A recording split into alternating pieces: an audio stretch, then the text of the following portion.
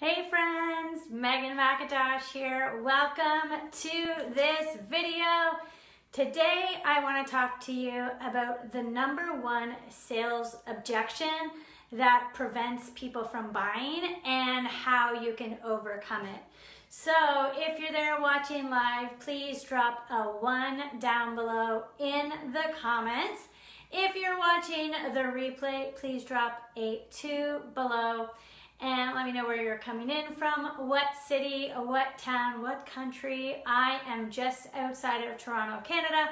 It is a hot one today, although it's very overcast. We've been having rain on and off. It's been a very humid and hot few days. I'm not complaining. I love the summer, but it's just so funny. We go from freezing cold to a little bit of spring, and then just like, we're like, it's so hot. It's funny, yeah, that's the way we are. We're always talking about the weather. All right, so I have some really intense notes today that I wanted to read off of because it all just came flowing through for this topic. So what is that #1 sales objection that holds people back? I'm not gonna make you guys wait very much. It is trust. So it's not only trust in you, but trust in themselves. Trust in the people that you're selling to. And this is why coaching, specifically business coaching, life coaching, all the coaching, that's why it's so unique from selling any other type of service. Because the surface level objections, things like price, things like I need to talk to my spouse or partner, things like time, I'm not ready yet. Those are things that usually happen, but you need to go deeper, and especially when you're going to be in a long-term coaching relationship with someone, and you need to figure out things like, do they want to do this with you, right? This is a relationship. This is an intense relationship. When I'm coaching with clients, it usually spans 6 months or beyond, because a lot of times they rebook and rehire me. And it's a really relationship filled with trust, and where I'm really partnering with them in their business and holding that energetic space in that container. So also you want to figure out is, where is their mindset, right? When they come to you, when they're on the sales call with you, do they trust themselves? Do they trust in you? Have they been burned before? Is this new to them, right? Is coaching new to them? A lot of us have never done coaching before, so it seems crazy. Wow, are you just gonna talk to me on the phone, and how does this work, right? A lot of people don't really understand coaching. And where is the fear coming from, right? So when you're on a sales call with someone and the objection part comes up, it's really up to you to figure out where the fear is and where they're deciding no and why, right? Because oftentimes it's actually fear. It's actually something is preventing them because they're scared of something. Maybe they're scared that they don't know you well enough, or maybe the program's not right for them, or the fear that they're actually not going to be able to commit and show up fiercely for your program. So the key is to handle your objections in a way that empowers your potential clients and customers. Sorry guys, just got a phone call. You want to be able to coach your potential clients through their objections and realize that their first objection that they say, it might be price, it might be time, those surface level objections, which I sort of call, sorry, someone just called me again. Those are something called reflex objections, because oftentimes what happens is when we are asking someone to work with us, usually they're not going to say yes right away. It's just not very common, and that is very rare. I mean, yes, it can happen. I know that I recently signed up with a one-on-one coach, and the only reason why I said yes right away, and I didn't even need to get on a call with her, I just wanted to she wanted to do the call, is that I had been reading all her content. I know her coaching style, and I actually was in, complete belief of what I needed to get out of the coaching relationship and how she could help me. So I wasn't even worried, right? And that was because I really built so much trust over a long term just by watching her content and learning about her. And so I just knew that she would be able to help me. And that's the thing is, but that's not always going to be the case, right? There's people that come to you that are new, or maybe they're just they're holding themselves back because they're not really in an empowered place. A lot of times people come to you for coaching because they want you to help them feel more empowered. They want you to build that belief in them. And that's not always easy in the get-go, right? When someone has a problem or something that they need solved, that is a struggle in itself. So it's not something where you expect them to know the answers, right? And so why would they know, why would they automatically assume that this is the right fit if they're not asking the questions and they haven't consumed a lot of your content?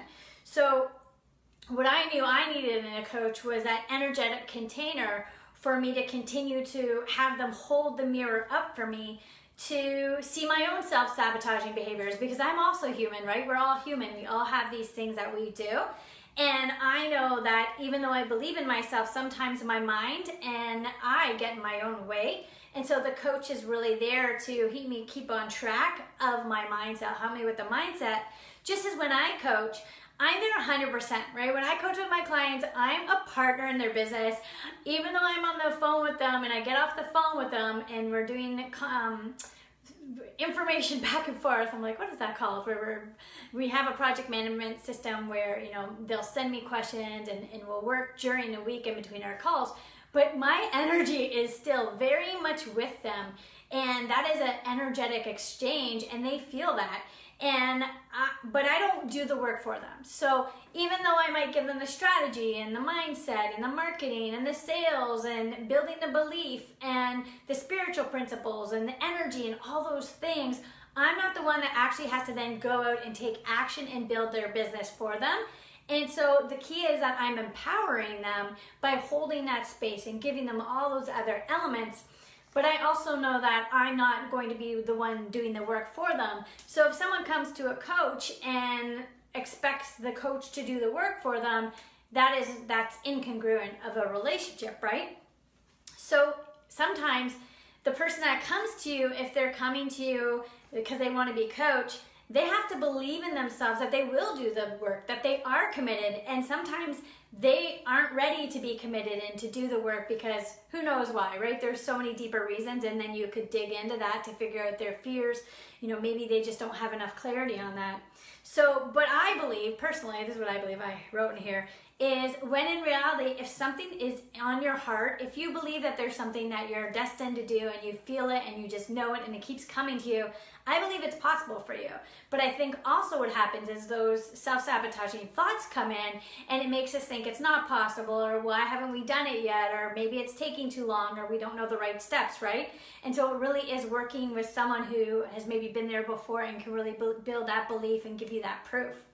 So if you aren't 100% sure what you want and clarity is currently an issue for you, then of course you're probably going to have an objection, because in essence, you're not always sure of your next step.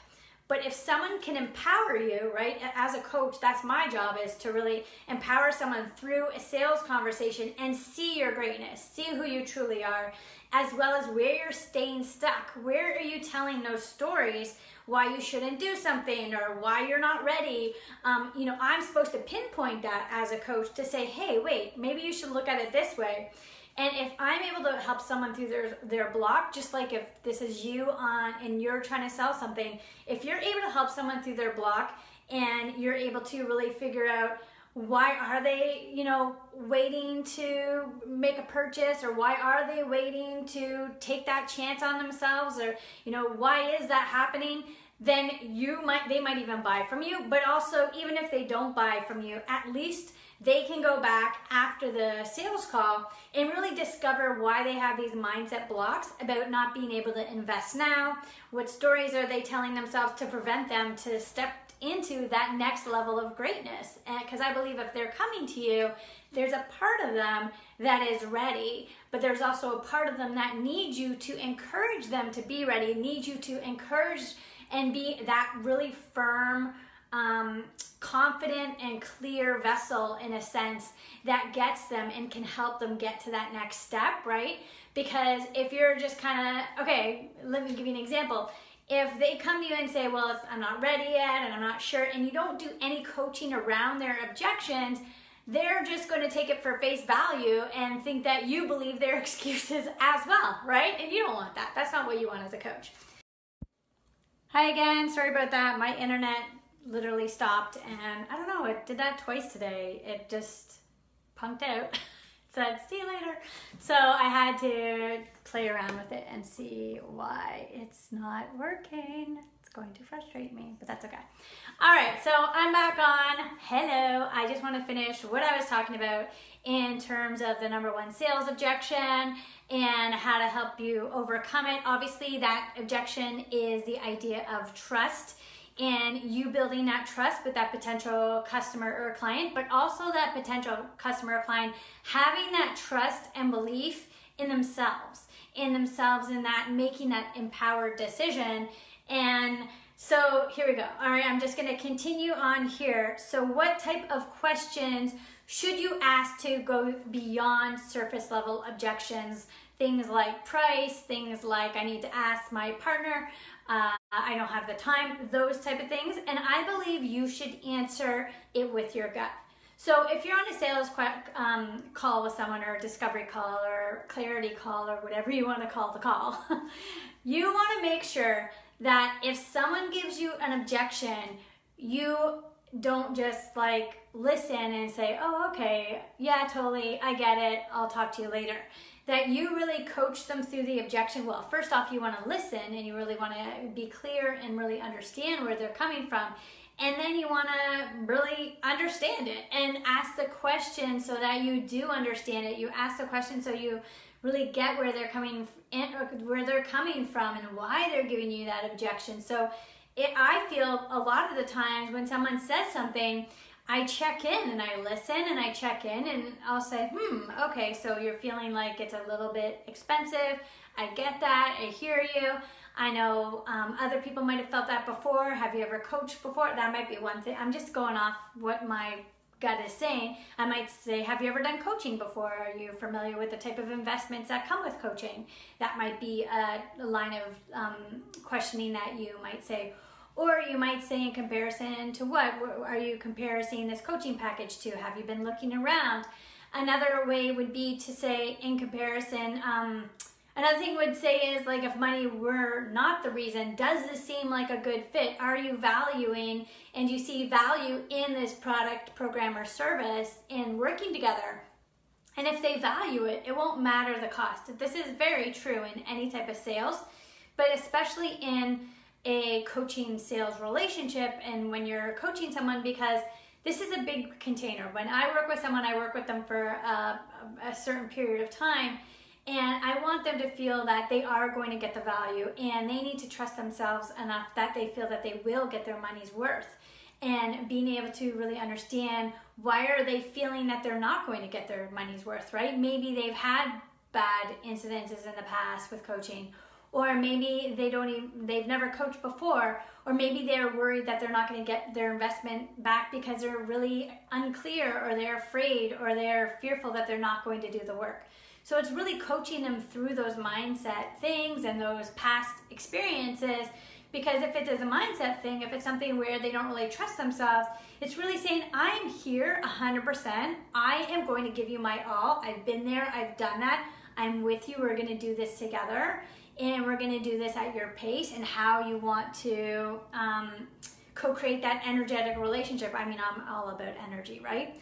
And I'm all about holding that space for them and really showing them that it is possible and how we're going to get there. So a lot of the times what I do is I tell them the structure that the coaching relationship's going to be in, and really where I see results might take place, right? How long it might take to get results, because yes, the results might not come right away, right? You're not going to get off one coaching call and be a multimillionaire. I mean, you might, but I doubt it. I mean, who knows? But I'm just saying that there are realistic expectations that you as a coach should be setting. So another thing is, why as a service-based provider or coach, you need to understand the mindset of your prospect. Why is this important? Because the difference between selling a product like a laptop or a one-off service like maybe one massage is that the person buying will think to themselves, okay, I like that laptop, I like the brand, I know a little bit about it, I've done the research, I have the money, okay, I'm gonna buy it. Or the massage, I'm in pain, Is $100? Is it worth it? Is it worth me spending $100 to get through this pain? Yes, it is, or not, right? However, if you're a service provider or a coach selling larger packages, and there's a lot more that goes into it. And for instance, I'll give you an instance outside of my own business, is my partner Devin. He sells personal training and fascia stretch therapists. Now when he first started, he probably, well actually no, he was trained very well to sell. So he probably never did one-off sessions. But what he does, he doesn't sell one-off sessions. He might do an example, right? He might do an example session similar to when you're a coach and you do a discovery call or a sales call. But what he does is he tends to sell 3 to 6 months or a year packages. And the reason for doing that is because he understands that someone is not going to get in shape or get rid of their pain and deal with pain management with just one session. It's just not going to happen, right? Just like in a coaching relationship, if I'm doing a business coaching call, someone is not going to get on one call and all their questions and mindset issues are going to be tackled, right? It's just, it's a process, right? Because you're dealing with someone and their issues and what they're coming through and their struggles and where they need to go. And it takes time, just like with him, what he deals with weight loss and getting people on a fitness and healthy living routine. That takes time. It's not just you snap your fingers and you're a whole new person. And so it really is, they need to trust him, but they also have to trust themselves that they will do the work. That they will, you know, in between sessions, they will actually work out or they will eat properly. And just like with me, when I'm doing business coaching, there are sessions that I do and that we're coaching in between, but I have to make sure that they 100% believe in themselves that they will do the work in between as well.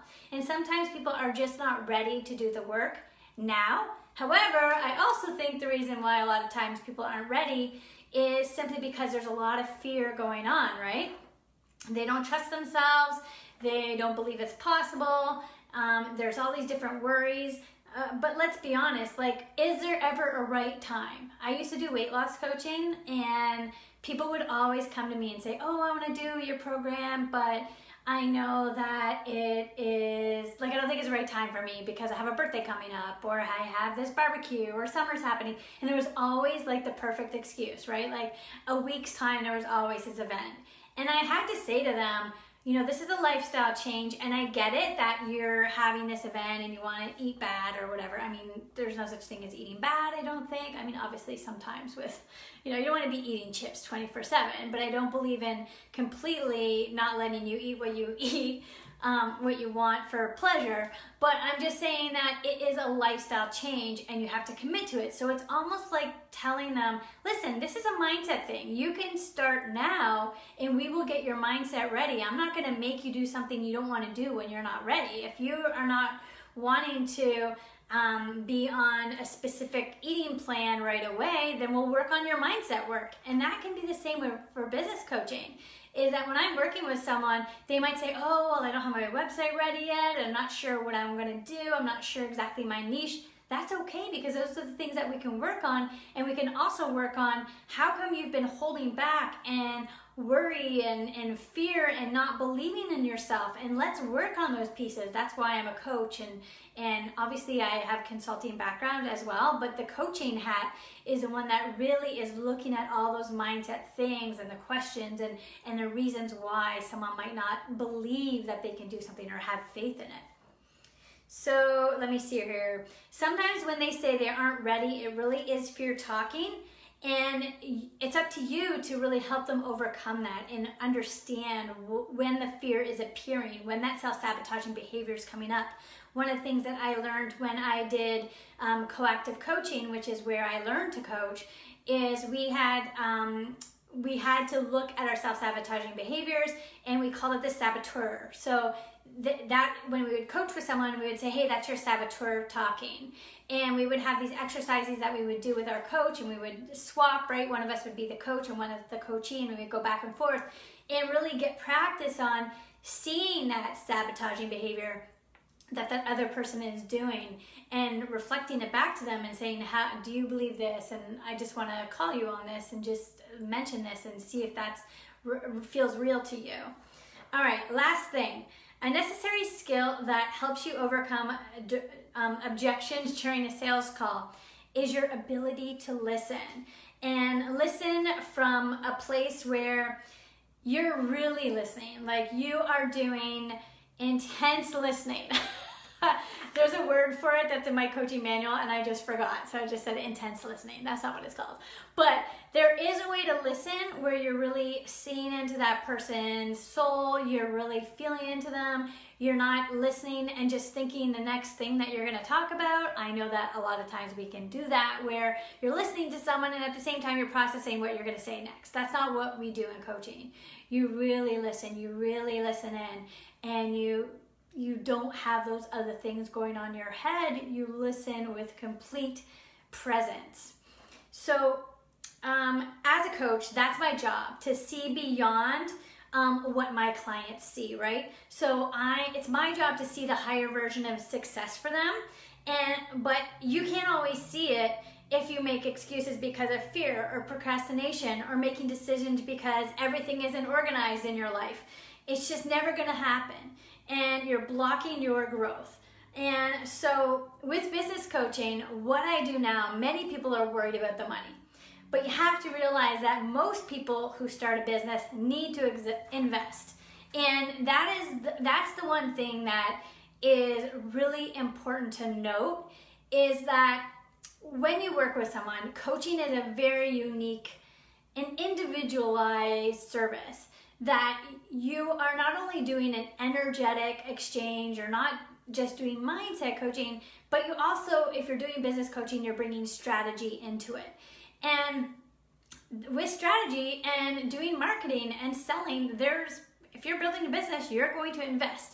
When my sister opened up their family bakery, this French bakery, they didn't just say, we're going to open up a bakery and all the clients are going to come to us. They had to invest in their equipment, thousands of dollars in equipment, into their space, into their vehicles for delivery drivers, into their products, into their ingredients. Of course, they're going to take on debt when they get into a business, right? It's just normal.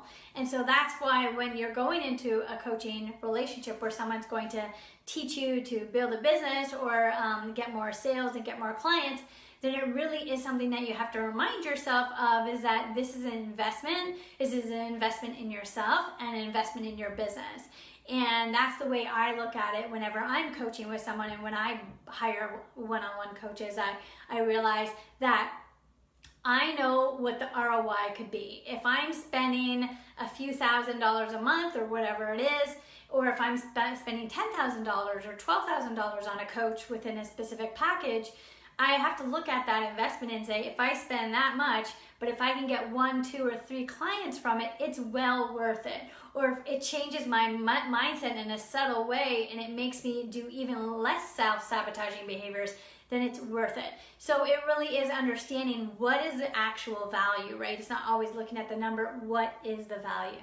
So that's all I have for today. So sorry that this cut off mid my internet went out. I really appreciate you coming back on here and sticking around. Thank you so much for watching. I hope you have a wonderful rest of your day or evening wherever you are in the world. Bye.